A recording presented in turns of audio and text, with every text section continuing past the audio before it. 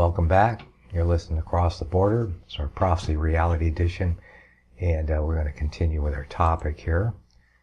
The identity of the last ruling head of the Revelation sea beast with the little horn of Daniel's fourth beast, with St. Paul's man of sin, and with St. John's Antichrist.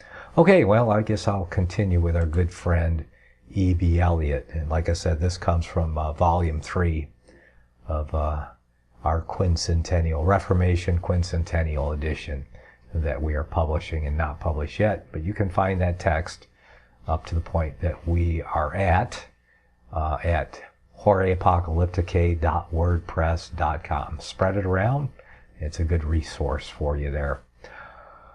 Okay, let's see. It's remarkable, however, that there is one important characteristic noticed in Daniel's description beyond what is found in the Revelation, namely that of three of the original 10 horns of the beast being subdued and plucked up before the little horn. It's true, we don't find that in the Revelation. We only find that in the book of Daniel. There's also this additional explanatory intimation given in Daniel, of which use may perhaps be made to the illustration of the apocalyptic vision, whereas a fourth or Roman beast on final deprivation of power was to be burned in fire and utterly destroyed, and that's called perdition. The fourth beast goes to perdition. Okay? So whenever you see that term goes to perdition, that means that's the beast that's going to be destroyed upon Christ's coming. Okay, identity of the beasts of Daniel in the Revelation, or rather the last ruling horn or head of one and the other, with the anti-Christian power described in St. Paul's famous prophecy in the epistle to the Thessalonians, one to which we've already more than once made reference, but a fuller sketch of that on the present occasion to recapitulate will be both interesting and necessary. It appears then that partly in consequence of the unauthorized assertions, as if by inspiration of certain members of the Thessalonian church, partly of some forged words or letters ascribed to St. Paul, and partly to, I doubt not, from misconstruction of the words which he had really written in his first epistle about Christ coming again to gather himself to his saints, both quick and dead. I mean those in which he used the first person of Christians that would be alive at the Lord's coming. From these causes, I say, the impression had arisen, and with no little excitement or feeling attending it, that Christ's second advent was imminent, or may it even have happened, insomuch that the then existing generation might soon expect to see it. In answer to this, he here tells the Thessalonian Christians that it was not so immediately at hand as they supposed, and while not attempting to unveil to them the times and seasons, which he himself indeed knew not, and which the Father kept in his own power, he yet, under dictation of the Spirit, declares to them that before that great and blessed consummation there was to be developed in the church one particular and most extraordinary phenomenon of apostasy. You get that? There was to be developed before the consummation in the church one particular and most extraordinary phenomenon of apostasy. Now, if you're a historicist, you know this has already taken place. There was in history already developed and still existing one particular and most extraordinary phenomenon of apostasy, and we call that the Roman Catholic Church. Meeting all of the criteria of the Scripture itself. That's how we identify it. In effect, the apostasy from the church, one true faith specially predicted by the Spirit, which had even then begun and would span the whole interval from then until the Lord's second coming. He further notes prominently how it would be in due course issue in and develop as its head a certain anti-Christian person, succession, or power with whom he designates as the man of sin, the lawless one, then the son of perdition, the man of sin as preeminently sin's offspring and patron, the lawless one as above all laws, the son of perdition, both as the antitype, it might seem, of Judas, whose distinctive title alone it was previously, in his character of a traitor, apostle, or bishop, and as also, like him, in some preeminent manner doomed to destruction. Respecting this mysterious person or power, the following further particulars were also stated: that the mystery of iniquity was even then working, which was ultimately to issue in his development, but that a certain particular hindrance then existed in some person or power. I use the double designation because it is spoken of alike in the masculine and the neuter gender, and that what that hindrance was, they knew. And on its removal, but not before, this man of sin, the lawless one and head of the apostasy, would be revealed. That these three things would be the sign of and accompaniment of his revelation: lying wonders and miracles, a complete deceivableness of unrighteousness, or exhibition of sin speciously and deceitfully as if religion, and an energy of power and success such as the working of Satan might alone account for, and which would draw in all to believe in it, except those that took pleasure in the truth and would be saved. The impiety and pride of this man of sin were thus predicted, that he would be preeminently an opposer to Christ and his church, that he would exalt himself above all that was called God or an object of worship, above the gods many and lords many in the Gentile heaven of earth, and that means the governing bodies of earth, including the potentates and kings of this world, and he would sit in God's temple, a phrase here meaning the church apparently, as often elsewhere, and actually there exhibit himself as God. Finally, the apostle described the end of this man of sin, how that he would be consumed by the breath of Christ's mouth and destroyed even to annihilation by the brightness of his coming. Evidently meaning that second coming of which he had twice before spoken, the same of which the resurrection of the dead saints and the gathering around Christ alike of these and of such as might be living at the time were to be the blessed accompaniments. I have observed on the apostle's statement that the Thessalonian Christians knew what the hindrance was that prevented the development of this man of sin. And we have the consenting testimony of the early fathers, from Irenaeus, the disciple of St. John, down to Chrysostom and Jerome, to the effect that it was understood to be the imperial power ruling and residing at Rome. And assuming this to be correct, which we have indeed good reason to do, for how could so extraordinary a point of knowledge, once received from the apostle, have become lost in the age immediately succeeding? The following striking similarities between this anti-Christian power and the little horn of Daniel, or its equivalent beast from the abyss and sea, will at once present themselves. 1. The former, like the latter, seemed to be a power that would reign at Rome. Else what the need of the imperial government? Seated when Paul wrote at Rome, being removed out of the way in order to its development. 2. It was to succeed to power soon after the removal of the Roman pagan dynasty, just as the apocalyptic beast was to succeed soon after the fall of the Roman pagan dragon. 3.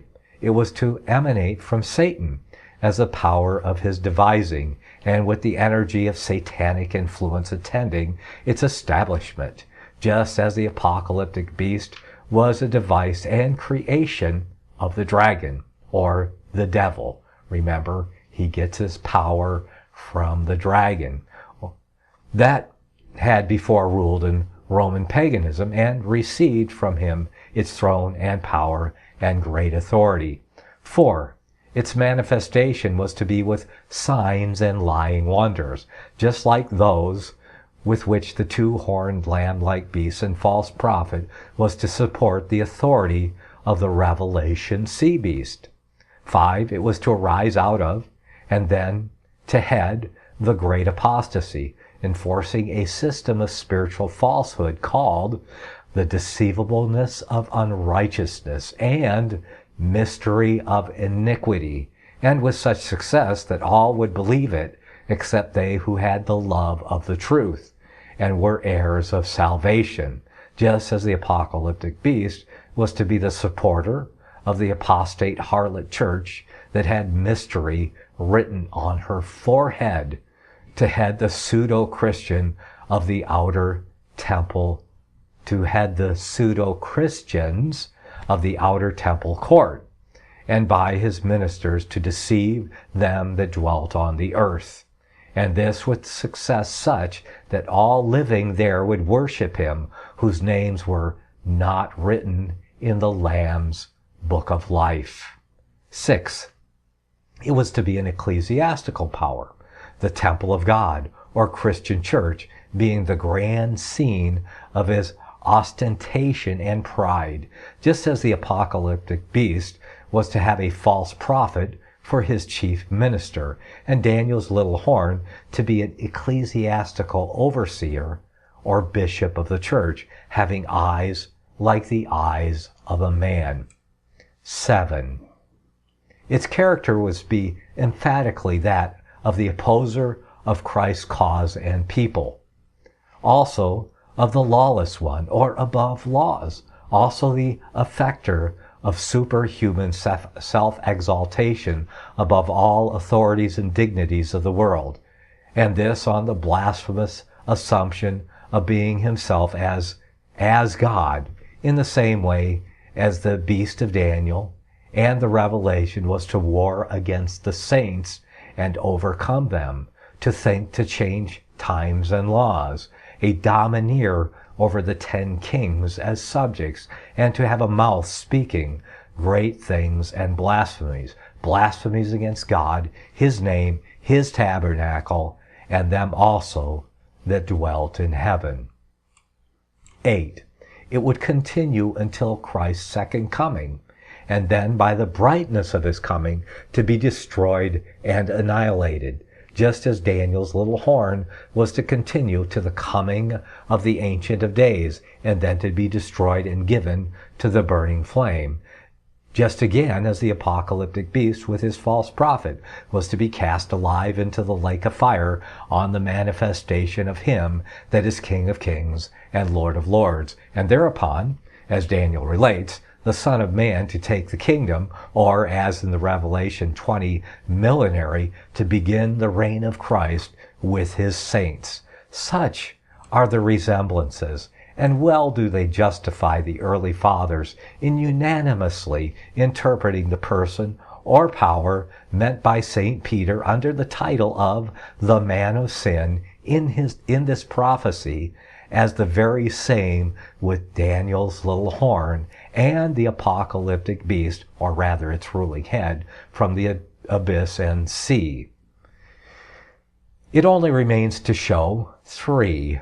The identity, agreeably with the unanimous judgment of the same ancient fathers, of this so often predicted enemy of Christ himself and of his church with the Antichrist of the Apostle John. The 4 passages in which the word occurs I append as before below, and the following observations, some of which have been already anticipated at the very beginning of this work, are all that will be needed on them. 1. The hostile person or power intended by St. John is spoken of as one that had been previously made known and talked of among the Christians, as the one preeminently great enemy, not one of 2, that was to come, a characteristic which suffices itself almost to identify it with Daniel's little horn and St. Paul's man of sin. 2. The name, then new and very singular name, which he gave it under divine inspiration of Antichrist, while admitting in one particular point of view the secondary sense of an adversary of Christ as a rival Christ, not otherwise, moreover, primarily indicate, according to the etymological formation of the word, we shall soon see the exceeding importance of the remark, that he would be so through his being, in some manner a vice Christ, or one professedly assuming the character, occupying the place, and fulfilling the functions of Christ, a representation which well consisted with St. Paul's statement to the Thessalonians that the enemy he prophesied of would, in the Christian church, show himself as God. That is, supposing that the church, though apostatized, might have retained the dogma of Jesus Christ's divinity. 3. St. John's declaration that the spirit of Antichrist, and indeed many Antichrists, were even then in the world, with reference to teachers like Simon Magus and other Gnostics who propounded that Jesus Christ had not come in the flesh, but only as a phantasm, thus doing away alike with his propitiatory atonement by death, and with his fitness as the ascended God-man to act the part of mediator with the Father for his disciples and, through the Spirit sent forth by him from heaven, to guide them into all truth, his functions as the great prophet and mediator being thereupon arrogated to themselves by these teachers, as if, in his stead, the divinely appointed dispensers of wisdom unto salvation. I say, St. John's statement of this early and partial development in them of the spirit and acts of Antichrist was certainly not meant by him to represent it as a completed and plenary fulfillment of the prophecy. If the language here used might at all seem dubious, the undoubted future bearing of the other earlier and parallel prophecies just alluded to, and also of his own subsequent and similarly parallel apocalyptic prophecy of the anti-Christian beast, decisively negatives a supposition. What he states as then passing in the world of the spirit and acts of Antichrist was but to the same effect as St. Paul's previous declaration that the mystery of iniquity did even then already work. That earlier prophecy, so far as regarded the predicted man of sin, was evidently left intact, as still unfulfilled and in force. And while the fact that the master spirit of evil was already setting up imperfect antichrists as his agents for deceiving men, just as in olden time he had simply set up anti-gods, is noted by St. John as showing that it was now the last time, or time of the last dispensation. Yet he leaves it here clearly to be understood that the person or power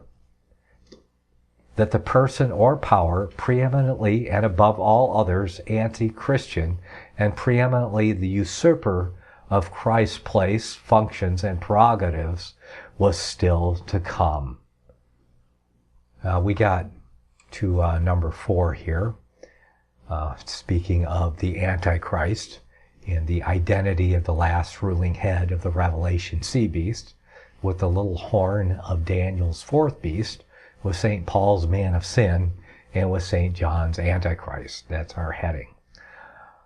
4. The declaration that this great Antichrist, like his precursors, would deny the Father and the Son, is explained by St. John himself and by other scriptures, in such a sense as not to interfere with the view just set forth of the force of the prophetic appellative Antichrist, it meaning not the atheistic denial of God, which could indeed in no wise be charged on the contemporary Gnostics, of whom nevertheless John speaks as Antichrist, but a denial as to the practical effect total and as the very essence of the system. Such was very much the view given by many of the fathers, whether in reference to the prophecies of Daniel, St. Paul, or St. John. They speak of the grand enemy, therein alike prefigured, not as an atheist so much, but rather as one who, while professing Christianity, would be a usurper of Christ's place before the world. And soon the appellative in St. John became of all others the most famous, so that from age to age the expectation was revived and expressed of some awful usurper of Christ's place and function appearing, some false Christ, pseudo-vicar of Christ, Antichrist.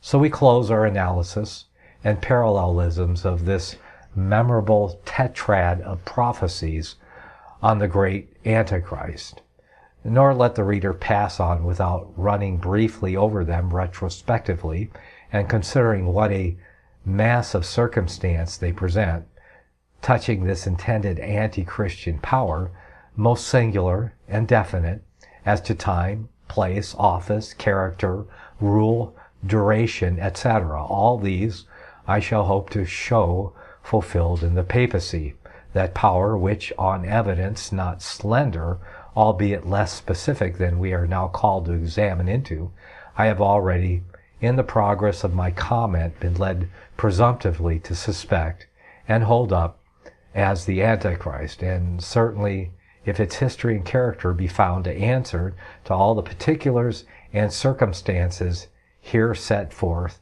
the conclusion must be most sure that our solution is indeed the true one. The papacy is the man of sin, the Antichrist, the little horn of Daniel, that last head of the fourth apocalyptic or sea beast of Revelation. And you can find this if you go to horeapocalypticae.wordpress.com. You get to this WordPress site here, and if you scroll down, you'll see volume 1, 2, and 3. Also, if you'd like to purchase these, you can see volume 1 is here, and at that purchase page you can find those written copies. But like I said, everything is here, so it's free. You don't have to buy a hard copy if you want. Everything I have is free online and available for anyone. If you want it printed, though, they got guys with printing presses. That's what the links are there for. Okay, so if you go to volume 3, and here's the table of contents for volume 3, and you can see as I'm going through and editing volume 3 right now for this final print and final edition. So volume 1 and 2 of these here are published already. 3 is I'm working on, and I just finished this chapter, and you'll find section 2 we went over. So there it is for you to look at. If you click on that, they turn red when they're posted. So you can see that's as far as I've got. And if you sign up for the blog, there should a follow button should show up somewhere there. And follow it. And every time I post something, you'll get every time I post another chapter, you'll get a notification. But I am getting to the point, though, where I am going to add some additional sections to comment on some things that, because, as I've stated before, that I have a vantage point that E.B. Elliott didn't have, and that is another 150 years of history has followed since he finished that great work. Everything he did up to that point was great, but on some things he had to speculate, or had not become obvious yet in the history where he was. I'm sure if he was here today, we'd have some lively conversations, and together we would come to a even better agreement or understanding than either of us have at this point. But I am grateful to God for the work that he did, and put me light years ahead on all that history, all that research he did without a computer. Yeah, imagine that. So anyway, you're listening to Across the Border, our Prophecy Reality Edition.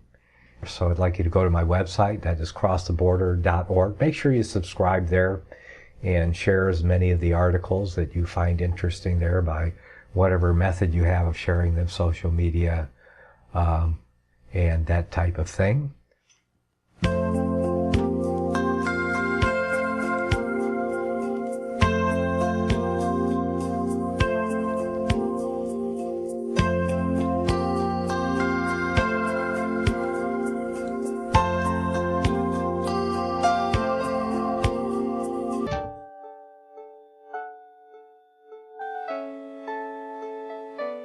The program you are listening to is 100% sponsored by you, the listener, on this First Amendment Rights Media channel. You will notice that there are few commercials on this radio network. There's a good reason for that. Corporate advertising dollars come with strings that limit program content. So without your help, these programs cannot continue on internet or our several affiliates. If you benefit by the educational law programs, we ask you to give.